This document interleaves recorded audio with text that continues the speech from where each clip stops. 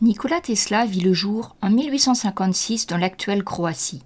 Faisant preuve d'un génie inventif et d'une intelligence prodigieuse dès son plus jeune âge, il put étudier les mathématiques, la physique et la mécanique à l'université de Graz, puis de Prague, avant de s'installer à Budapest en Hongrie comme ingénieur.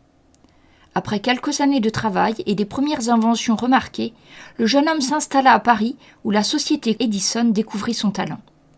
Tesla participa à la création d'un moteur à induction à courant alternatif ainsi qu'à la manipulation des champs magnétiques.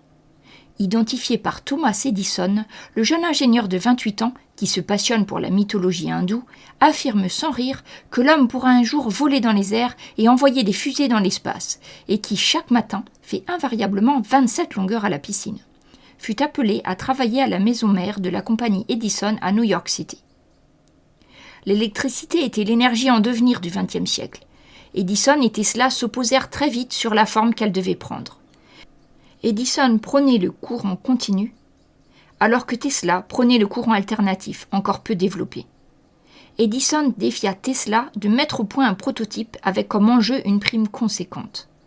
Lorsque Tesla réussit à produire un courant alternatif fiable et rentable, Edison refusa de remplir sa part de défi. Tesla, furieux, démissionna. Malgré de cuisants revers, Tesla finit par trouver un ami et un allié en George Westinghouse, un concurrent d'Edison. Leur société affronta Continental Edison au cours de ce que l'on nomma la guerre des courants. Les deux groupes s'affrontèrent à coups de procès, de dépôts de brevets et de quelques coups bas. Edison alla jusqu'à militer pour que le courant alternatif alimente les chaises électriques, de façon à associer cette énergie à la mort. En 1893, lorsque la ville de New York consacra la victoire de Tesla en adoptant le courant alternatif pour son alimentation électrique, les deux compagnies sortirent exsangues de ce conflit. Nikola Tesla dut vendre ses brevets pour sauver son ami de la faillite.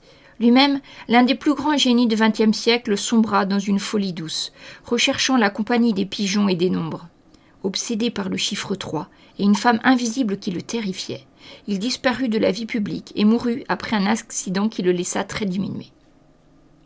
Tesla a laissé à la prospérité plus de 300 brevets.